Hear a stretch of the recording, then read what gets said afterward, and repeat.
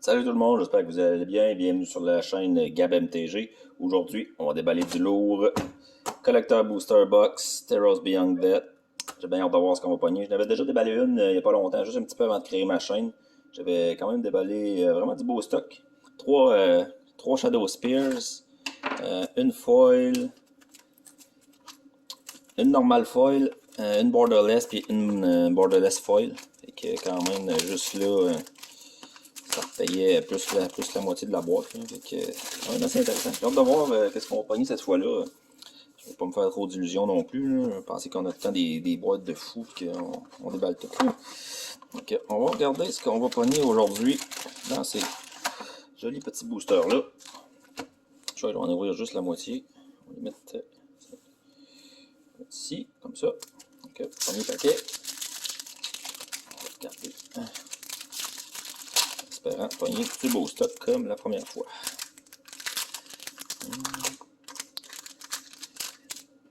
C'est parti. Grimfiction, Wings of Hubris, Aidon of Philosophy, Infuriate, Island,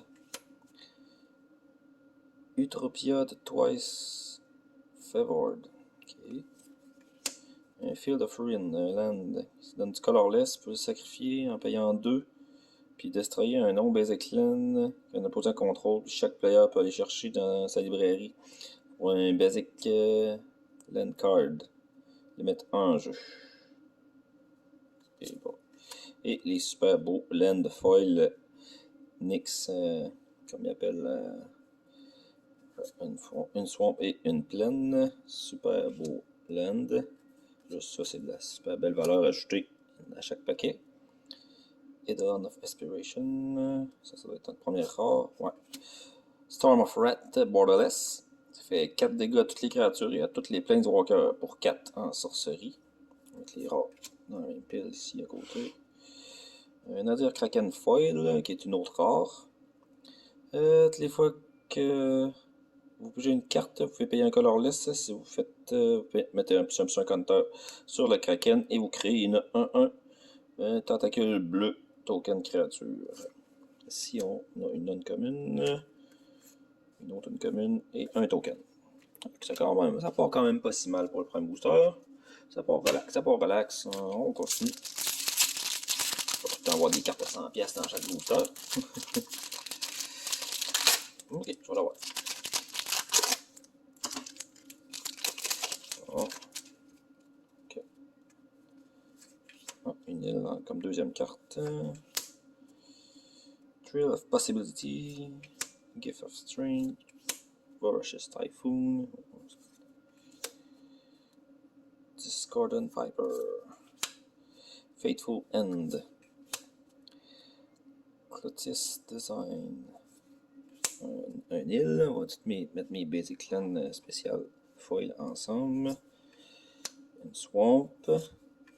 Première rare, Grasping Giant, 5-7 pour 6 vigilance. Quand le géant devient bloqué par une créature, vous exilez cette créature-là jusqu'à temps que le géant quitte le jeu. Citizen Champion, j'avais déjà pogné celle-là aussi dans ma première boîte. Un 3 pour 3, quand même quelques dollars. Ça. Je crois que je l'avais foil. Par contre, ça vaut un petit peu plus cher. C'est une 1-3 pour 3, l'habilité Constellation. Quand un enchantement arrive en jeu sous votre contrôle, vous mettez un coup de counter sur le champion et vous pigez une carte. Purpose Intervention. Bon, on va dire en français, ça va être plus simple. Ça coûte X plus un rouge. C'est un sorcerie, choisissez une des deux habilités qui est sur la carte. La première. Okay. Première habilité, ça fait une X1 Red Elemental Creature Token avec Trample et Haste que vous sacrifiez à la fin du tour.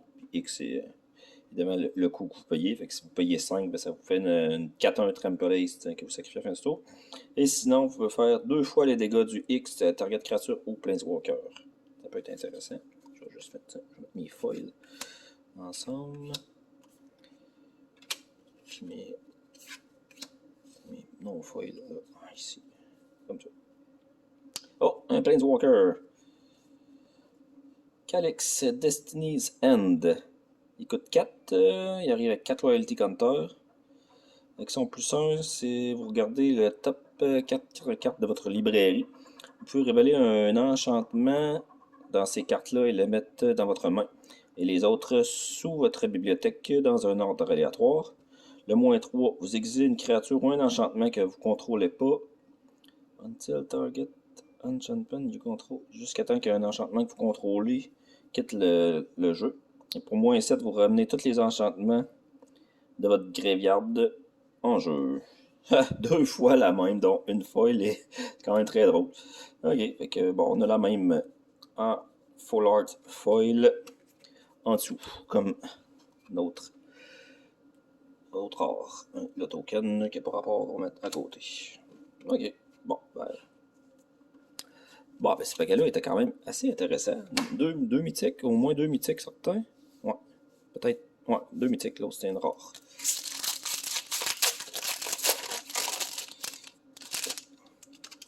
Oh, à l'envers.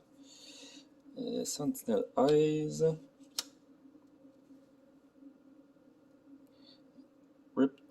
Riptide Turtle. Une montagne foil. Temple Thief.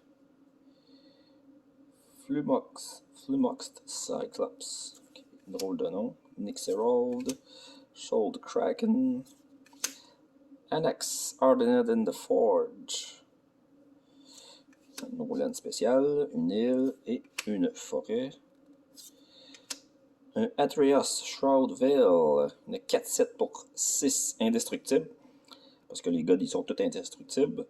Tant que votre dévotion au blanc et au noir est moins de 7, ceci n'est pas une créature, fait que c'est un enchantement, mais il fait quand même toutes ses habiletés. Au début de votre fin de tour, vous mettez un counter pièce sur une autre target créature. Puis quand cette créature-là meurt, celle qui a un counter dessus, vous l'exilez et vous la retournez sur le champ de bataille sous votre contrôle. Ça peut être très drôle. Un Wave Break Hippocamp, comme autre rare, c'est une 2-2 pour 3.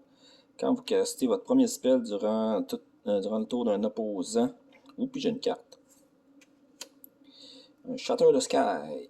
Each player who control a creature with power 4 or greater draw a card. Fait que tous les joueurs qui ont une créature qui coûte 4 et qui ont 4 de power ou plus pigent une carte et vous destroyez toutes les créatures. C'est intéressant comme petite carte ça. Je ne connaissais pas celle-là.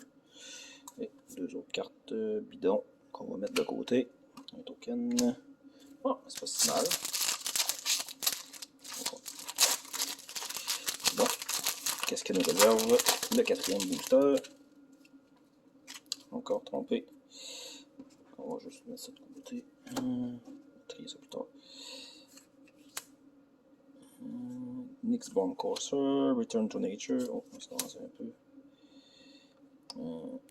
Stern Dismissal. Loadsome Chimera. Nessian Wanderer. Shimmering Chimera. C'est spécial à dire ça. Inevitable End. Un swamp, ou quand même quelques dollars, des petits swamps, ben, pas nécessairement les swamps, mais toutes les lands spéciales comme ça, foil, là, vaut quand même déjà une valeur assurée de plusieurs dollars là, dans chaque booster, là, au moins un 5 à 6 dollars environ par booster, juste avec ces deux lands-là. C'est quand même assez intéressant. Elspeth Devotee, c'est notre première rare, c'est une 3-3 pour 4. Quand elle arrive en jeu, vous pouvez chercher votre librairie ou votre graveyard pour une carte qui s'appelle Elspeth Undoubted Hero. Vous la révélez et vous la mettez dans votre main. Puis vous brossez votre librairie, évidemment, si vous faites ça. Atris, Oracle of Truth, Full Art. C'est une 3-2 menace pour 4. Quand elle arrive en jeu, target opposant, look, c'est top 3 cards de sa librairie. Non, un opposant regarde les top 3 cards de votre librairie. Il sépare face down en 2 piles. Non, attends un petit peu. Je vais le lire comme il faut en anglais avant de dire n'importe quoi. When Atris, Oracle of Truth enter the battlefield, target opponent looks at the top 3 cards of your library and separate them into a face down pile and a face up pile. C'est ça. Donc, finalement, une pile face up, une pile face down. Puis, put one pile into your hand and the other into your. Fait que vous choisissez une pile, une qui va aller dans le cimetière, une dans votre main. Ça, c'est bon. Ah, c'était une Champion Foil, mais pas Full Art, qu'on a vu tout à l'heure. Et une Tassa. God bleu. 6-5 pour 4 indestructibles. Si votre dévotion au bleu est 5 ou moins, ce n'est pas une créature. Et moins de 5 en fait. Et au début de votre fin de tour, vous exilez une créature que vous contrôlez, vous la ramenez en jeu sur votre contrôle. Et pour 4, vous pouvez taper une créature. On va la mettre ici. Et un token pour finir le paquet. Parfait. Il nous reste 2 paquets à déballer. Oh bien, on a quand même du beau stock à date. C'est pas si mal.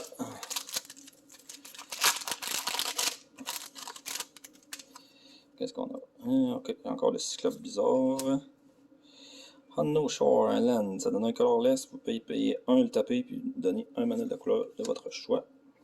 Chain to Memory. Arax, Star Wars Scout. Une île normale. Timaret, Chosen from Death. Staggering Insight. Commanding Presence. Nos 2 super land foil, comme ça. Demon of Looting, première rare, 7-7 pour 7 Flying Trample. Quand il fait du combat dommage à un player, vous faites sacrifier une créature à ce joueur. Ici, on a un Allure of the Unknown Full Art. C'est une sorcerie qui coûte 5. Vous révélez les 6 premières cartes de votre librairie en opposant exil un non-land card dans ces 6 cartes-là et vous faites le reste dans votre main. Puis, s'il n'y en a pas, un opposant, ok, il peut qui a exilé dans ces 6 cartes-là sans payer son coût. Parfait. Ashiok Eraser, enchantement, coûte 4, ça peut être joué l'habilité flash, fait qu'il peut être joué en instant. Qui arrive en jeu, vous exilez un target spell. Il n'y aura pas une cast spell with the same name as the exile card. Si jamais vous exilez une carte, ben, il ne pourra pas rejouer une carte qui a le même nom. S'il y en a plusieurs exemplaires dans son deck, puis quand il livre le battlefield, vous retournez la carte exilée dans les mains du propriétaire. Et bon, petit token pour finir. Okay, dernier paquet pour ce soir. Est-ce qu'on va prendre de quoi de bon?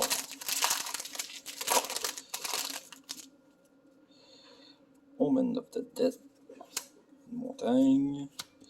Transcendent Envoy, Grim Physician, Wings of Hubris, Thundering Chariot, Soul Guide Lantern, Chainweb Arachnir. Oh, j'en ai skippé une île ici et une forêt. On va mettre avec les autres. Première rare de ce paquet-là, Dead Below Warcry. C'est une sorcerie qui coûte 8, dont 3 rouges. Ouch. Vous regardez dans votre librairie.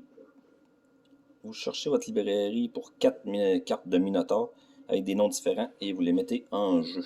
Ensuite, vous brassez votre librairie.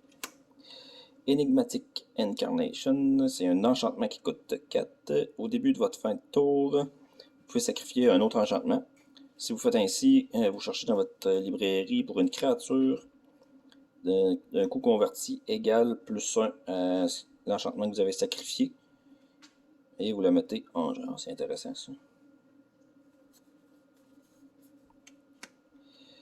Tectonic Giant, 3-4 pour 4. Quand il attaque ou vient le target d'un spell d'un opposant, vous choisissez soit qui fait 3 dégâts à tous les opposants ou vous exilez les 2 prochaines cartes de la librairie. Vous en choisissez une jusqu'à la fin du tour. Vous pouvez jouer cette carte-là. Fait que c'est tout. C'est tout pour cette partie-là. Je ferai une deuxième partie pour finir la boîte. Fait que n'oubliez pas de commenter, de partager, de liker. Abonnez-vous à ma chaîne aussi si vous voulez. Fait que c'était Gab sur Gab MTG. Ok, ciao.